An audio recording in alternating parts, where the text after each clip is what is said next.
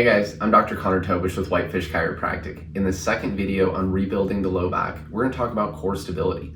A common muscle imbalance that we see in the lower back is one where the big muscles next to the spine are crazy tight because they're doing all the work. A better strategy that we could use to stabilize our lower back is one where all of the muscles surrounding the spine are working together to keep my spine in a safe, neutral position. So those muscles in the back, the obliques to the side, the abdominal wall in the front, even the diaphragm creating pressure underneath those muscles.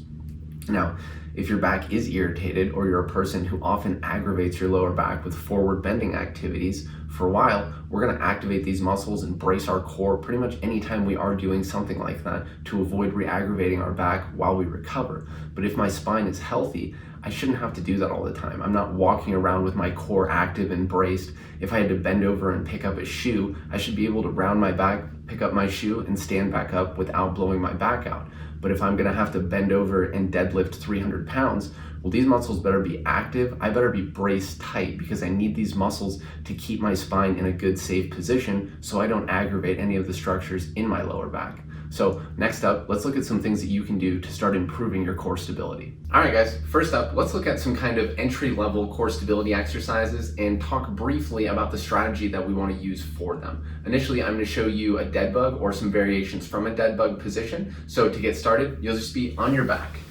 So you're going to be on your back, and then we're going to have you elevate the legs. So you'll be in a position kind of like this. From here, to kind of feel the strategy that we want to use, I usually tell people to kind of push your lower back down into whatever you're on. When you do that, you'll feel some activation in the muscles in the front of the abdominal wall. So push the low back down flat. Then we're going to have you create some outward pushing pressure in your torso. So you could put your fingers here in the sides, try to push in a little bit, create pressure to push your fingers out. So now we've got good activity in the front of the abdominal wall. We've got good pressure underneath it. That's the strategy that we're going to use for all of these exercises.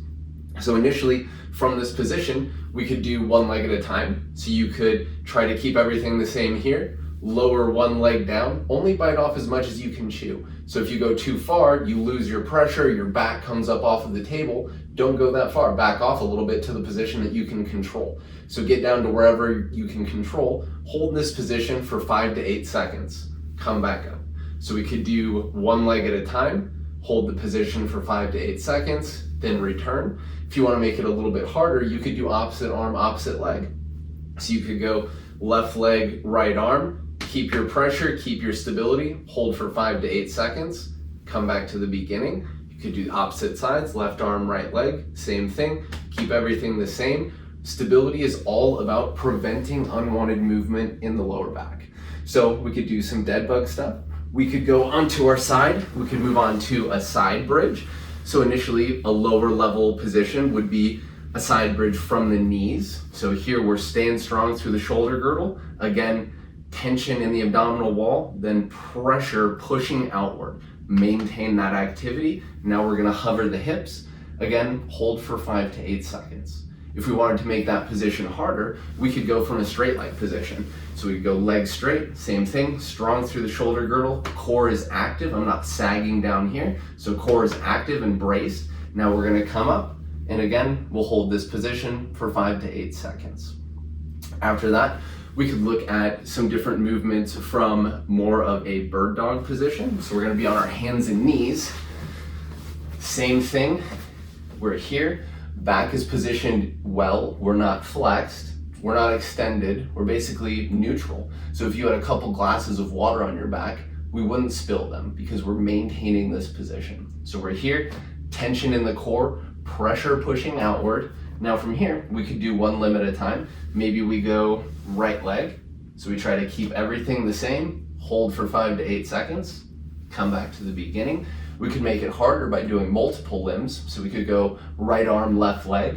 We could kick these guys out straight, hold for 5 to 8 seconds, then come back to the beginning.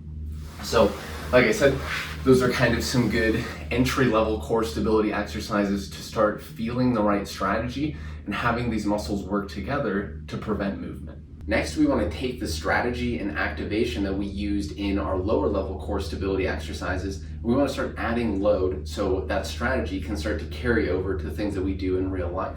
So the first exercise we're going to look at is just going to be a bent over kettlebell hold. So again, we're going to brace our core the same way with tension and pressure pushing out underneath, keeping our spine in a good neutral position. So I'd say start small with the weight and with the duration. But we're going to bend over into a good hinged position. From here, we're going to grab the kettlebell. So now my core is active and braced as the bell is trying to pull me into the position that I don't want to go into. So spine stays good and neutral, core stays active. We could hold the bell with one hand, we could hold with two hands. Like I said, we can start with a small duration, maybe 10 to 15 seconds. Then if we want to improve our ability to be in positions like that, resisting the forces of forward flexion without irritating our lower back, we can start to gradually increase the duration of the hold. So like I said, depending on the weight, you could hold that position for 1 to 2 minutes, but we're gonna work up to it. After that, we can start working on some more anti-lateral bending exercises. So we could pick up the bell, and now the bell's basically trying to pull me this way. But if I can keep my core strong and active with pressure underneath, stay tall in a good neutral position, we can do a lot of things from this position. So from here, I love a farmer's carry. So if you've got an area where you could walk, you could hold onto a bell, keep your core braced tight, and then you could walk for periods of time or for duration. You could start with 30 seconds, 45 seconds. You could improve that time. If you didn't have a place to walk, you could just do basically a waiter's carry. Where we're here, then we can elevate one knee, hold the position for a second, come to the other side, same thing. Now we can basically march, we're keeping the core active and not allowing the bell to pull us out of our good neutral position.